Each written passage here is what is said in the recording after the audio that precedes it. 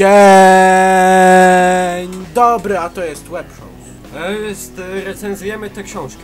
Marcinie, posiadaczu owej lektury. Oczywiście nie przeczytałeś jej jeszcze, ale co się nasuwa po wzięciu tego w ręce?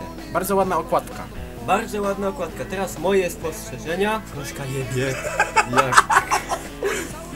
Ta książka bardzo dziwnie patrzy. Książki nie są dobre. Trzeba się pożalić, kurwa. Otwieram tę książkę i szukam jakiejś dedykacji tutaj. Właśnie. Nie wiem. Zamówiliśmy preordera miesiąc Marcinowi, 100 lat wcześniej. życia, Mikołajowi powrotu do zdrowia, żeby wreszcie skończył terapię w zakładzie psychiatrycznym. Miła, żeby Miłoszowi, wrócił. żeby korzonki wyleczyli, żeby już go nie musieli biczować w błysku zdroju. Nic.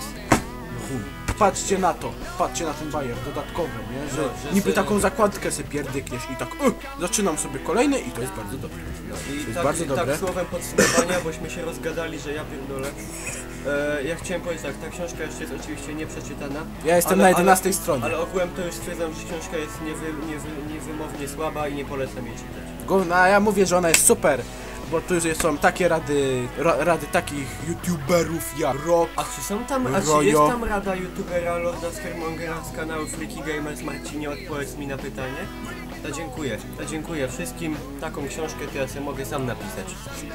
Rock, Rojo. Nie, bardzo dobra książka. Bardzo. Żartowałem. Będzie dobra, będzie dobra.